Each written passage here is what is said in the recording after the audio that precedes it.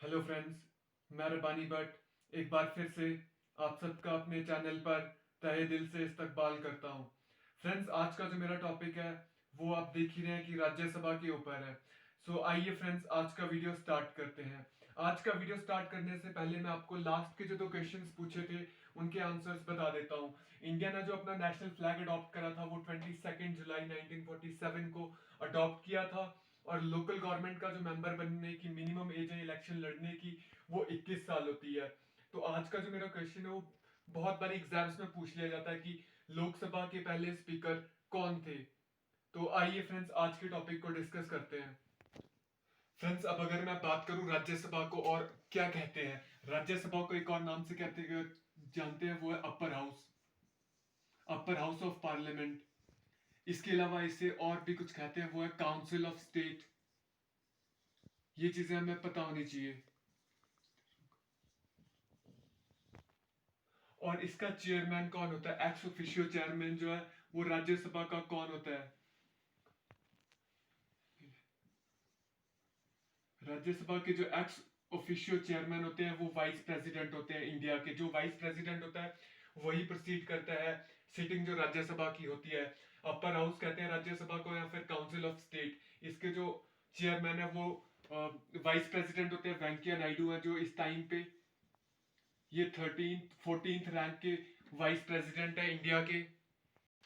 इसके अलावा मैं बात करूं अगर मैक्सिमम स्ट्रेंथ पूछ लिया जाता है कई बारी क्वेश्चन ये एग्जाम्स में, मैक्सिमम स्ट्रेंथ कितनी है लोकसभा की।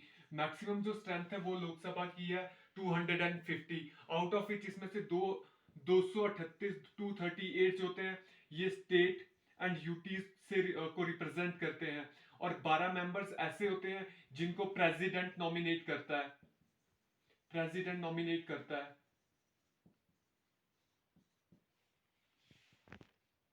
अब अगर बात करें total members of Rajya Sabha at present कितने हैं टोटल मेंबर्स, अगर इनकी मैं बात करूं तो ये 245 मेंबर्स हैं, और इनमें से 233 जो है वो रिप्रेजेंट करते हैं स्टेट एंड यूटी को, और 12 इनमें से नॉमिनेटेड होते हैं जिन्हें की प्रेसिडेंट नॉमिनेट करता है।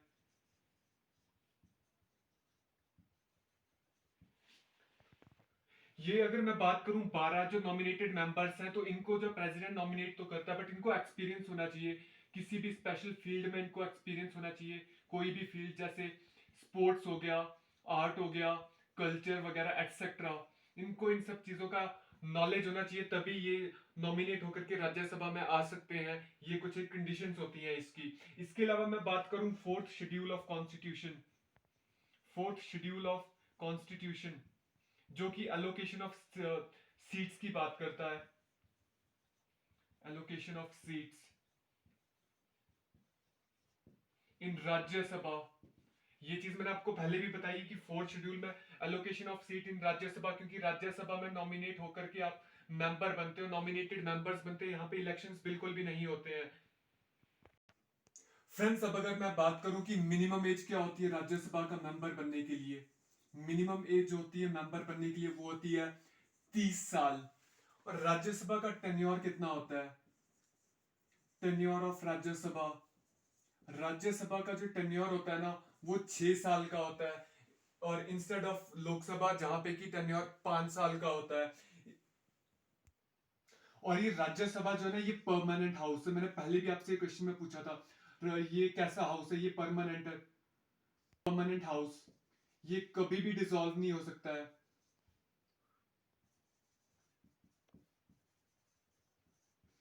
क्यों डिसॉल्व नहीं होता है ये, क्योंकि यहाँ पे 1/3 मेंबर्स जो है ना वो हर 2 साल के बाद रिटायर होते हैं, रिटायर आफ्टर एवरी 2 years। ये जो है हर 1/3 मेंबर्स जितने भी होते हैं ये 245 में से ये हर 2 साल के बाद रिटायर होते, चाहे वो नॉमिनेटेड भी हो तो फिर दूसरे नॉमिनेटेड आ जाते हैं हर 2 साल के बाद। ये रिटायरमेंट अगर मैं बात करूं 1952 में राज्यसभा जो था फर्स्ट हुए थे, कॉन्स्टिट्यूट जो राज्यसभा हुआ था 1952 में हुआ था। अब अगर मैं बात करूं रिप्रेजेंटेशन ऑफ पीपल्स एक्ट 1951, अगर इसमें बात करूं रिप्रेजेंटेशन ऑफ पीपल एक्ट 1951, तो ये कहता है कि ये जो 6 साल का एक तो टेन्योर होएगा, मिनिमम एज होगी वो 30 साल होगी, और ये हर 2 साल के बाद 1/3 मेंबर्स जो है वो रिटायर होंगे। मगर पहले जो रिटायरमेंट होती थी 1952 में, जो एक फर्स्ट बैच था राज्यसभा का, तो उसमें जो 1/3 मेंबर्स तो रिटायर नहीं होते थे। उस टाइम पे लॉटरी सिस्टम था, लॉटरी सिस्टम के जरिए रिटायरमेंट्स होती थी। जिसका नाम उस लॉटरी में आ गया वो मेंबर जो है ऑटोमेटिकली रिटायर हो जाएगा। इसके अलावा अगर मैं बात करूं कि राज्यसभा का मेंबर मैक्सिमम कितनी बार बन सकते हो, वो सेवरल टाइम बन सकते हो, जितनी बार आप नॉमिनेट हो सकते हो। इसमें कोई मैक्सिमम लिमिट नहीं है। 5 बार, 6 बार, 7 बार। 6 बार हिमाचल से भी एक मेंबर है जो कि लगातार मेंबर रहे हैं राज्यसभा के।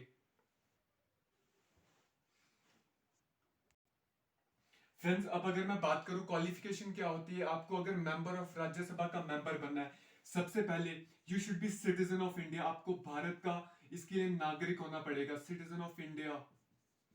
सेकंड, कि आपकी मिनिमम एज जो है, ये कंडीशन है कि आपकी मिनिमम एज जो है ना 30 साल एज होनी ही चाहिए अगर आपको राज्यसभा का मेंबर बनना है। थर्ड एंड लास्ट, की आपको ना you should not hold any house of profit. You should not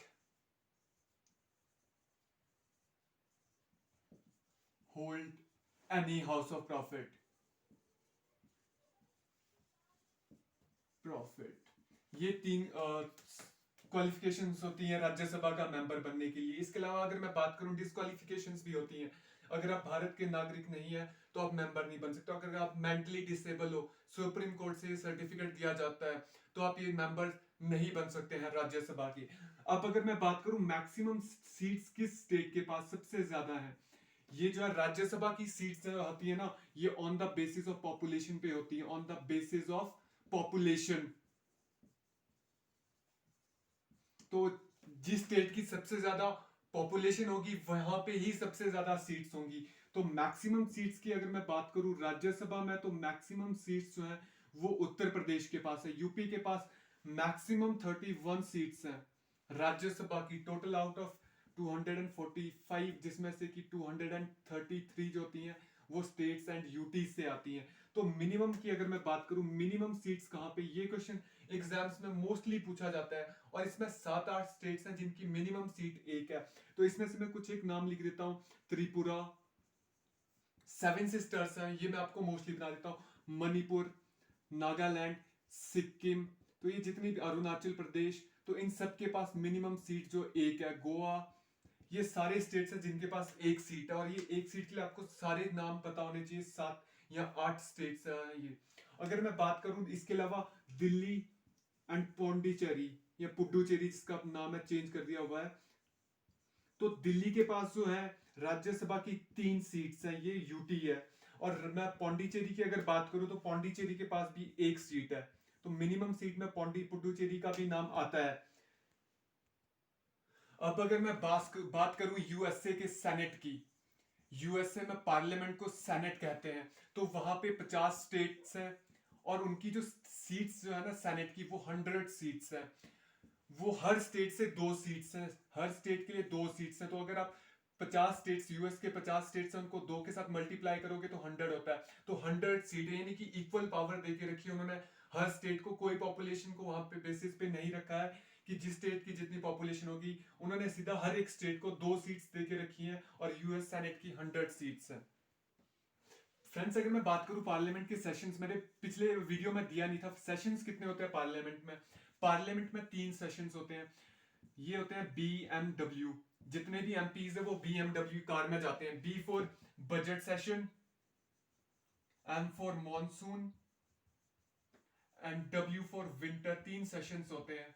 और इसमें जो है सबसे शॉर्टेस्ट होता है वो विंटर होता है, और मैक्सिमम जो है लॉन्गेस्ट जो होता है वो बजट होता है। ये फेब से मई तक होता है, ये जुलाई अगस्त में होता है, और ये नवंबर दिसंबर में। फ्रेंड्स, अगर मैं बात करूं, एक क्वेश्चन पूछा गया था रिसेंटली 2020 में, एक एग्जाम हुआ था कि सेक्रेटरीट जो होता है पार्लियामेंट का, वो कौन से आर्टिकल में आता है। तो आर्टिकल 98 जो है इसके साथ डील करता है, सेक्रेटरीट ऑफ पार्लियामेंट।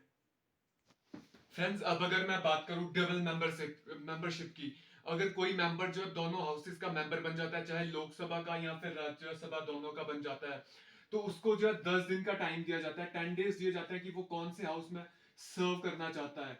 अगर इन डिफॉल्ट में बात करूं कि अगर वो ऐसा नहीं कर पाता 10 दिनों में, तो उसकी जो राज्यसभा की सीट जो है ना वो वेकेंट हो जाती है, या फिर वो पहले हाउस में जिसमें इलेक्ट हुआ होता है या नॉमिनेट हुआ जाता है वो जो है वो वैकेंट हो जाता है।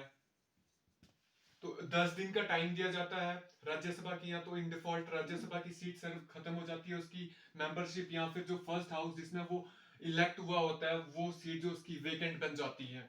अब अगर मैं बात करूं ये रिजाइन किसे देते हैं, रेजिग्नेशन मेंबर्स ऑफ राज्यसभा, तो ये देते हैं वाइस प्रेसिडेंट को, ये देते हैं क्योंकि एक्स ऑफिशियो जो होता है राज्यसभा का चेयरमैन वो वाइस प्रेसिडेंट होता है। अगर वाइस प्रेसिडेंट नहीं है तो वाइस स्पीकर, जो कि इनके बीच में से एक को बनाया जाता है राज्यसभा के मेंबर से। इस टाइम पे हरिवंश राय जो है इस टाइम पे स्पीकर है, राय वाइस स्पीकर है राज्यसभा के। अगर कोई एब्सेंस मैंने लिखा है, अगर कोई भी मेंबर राज्यसभा का 60 दिनों तक एब्सेंट रहता है तो उसकी मेंबरशिप खारिज हो जाती है, वो राज्यसभा का मेंबर नहीं रहता है। अगर मैं लास्ट में बात करूं सैलरी, सैलरी जो दी जाती है मेंबर को वो कंसोलिडेटेड फंड से दी जाती है, कंसोलिडेटेड फंड ऑफ इंडिया, और इसके लिए आर्टिकल 266 है। तो फ्रेंड्स ये था राज्यसभा के बारे में जो मैं आपको बता सकता था, हर बेसिक सी चीज, और जो examiner examination point of view से पूछता है। तो थैंक यू दोस्तों, आज का टॉपिक इतना ही था। होप आपको ये वीडियो अच्छा लगा हो।